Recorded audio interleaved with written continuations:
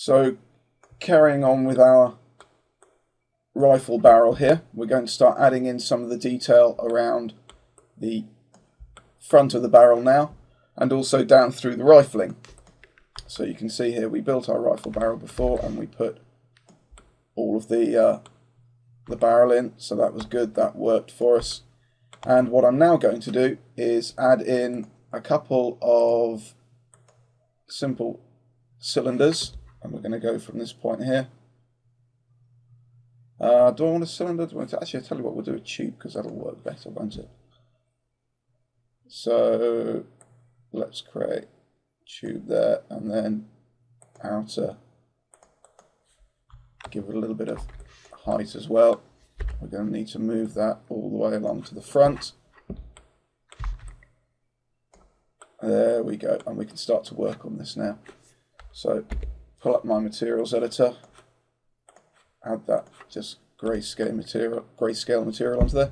Don't forget, you don't have to do that. You can always just right click and pick hidden line if you want to, and that gives you just as easy a way of working and view. So the height segments come down to 1, obviously. We're going to do this, I think the height, I'll make that positive. And I'll just intersect. We're going to Boolean this together. So it's kind of important that we get this as close as possible.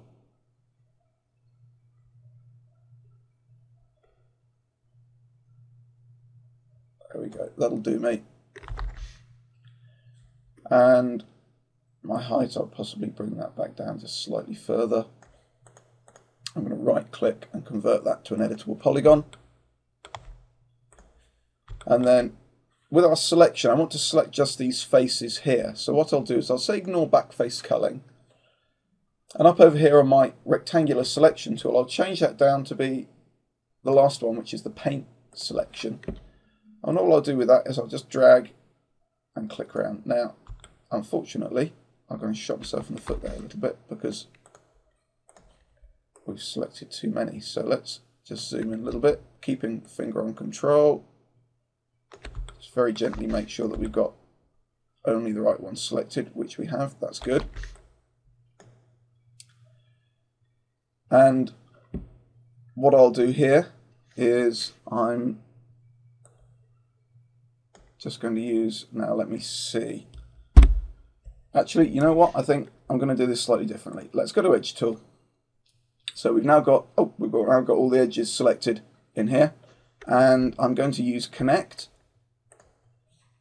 And with Connect, I can obviously slide my tool. So I get a subdivision, and I probably want one about there. We'll click OK. And I'll then Control click this edge. And we'll try doing a loop. That's excellent.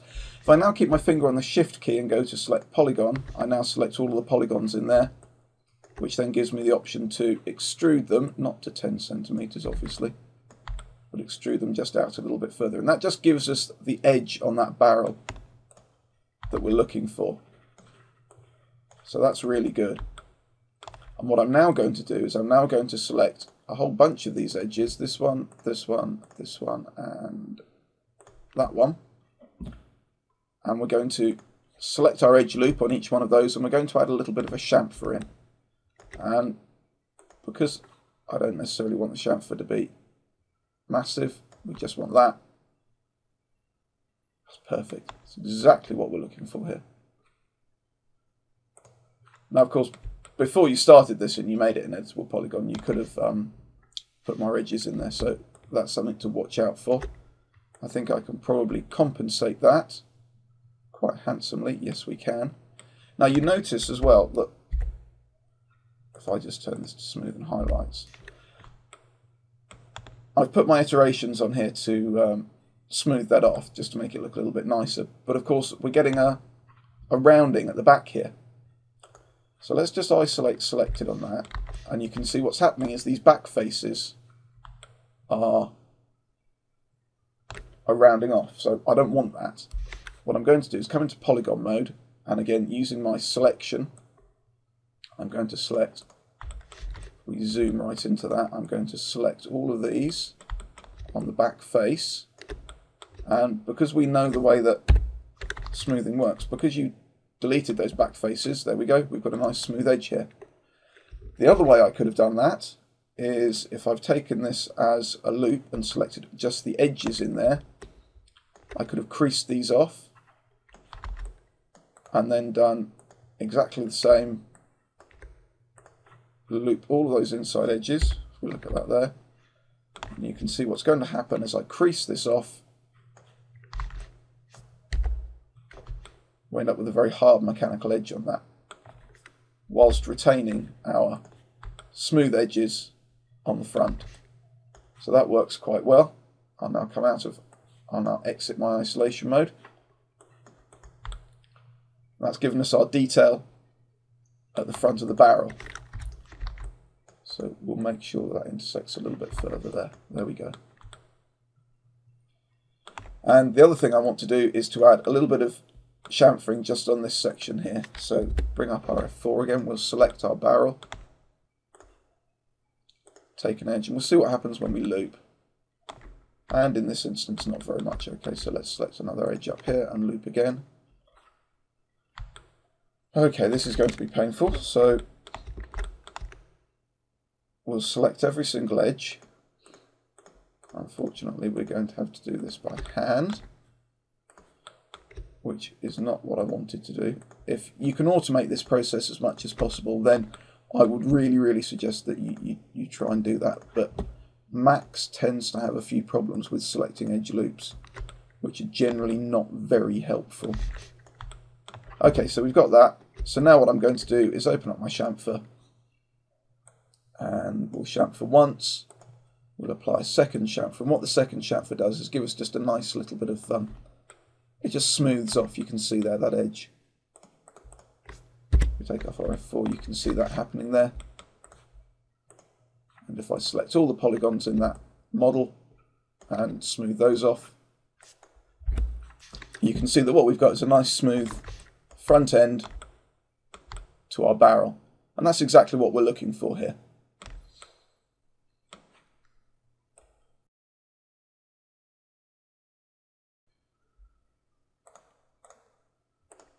Now to add this extra bit of detail in, just here, what I'm going to do is just select this edge, and I'm going to select this edge, and we're just going to connect them.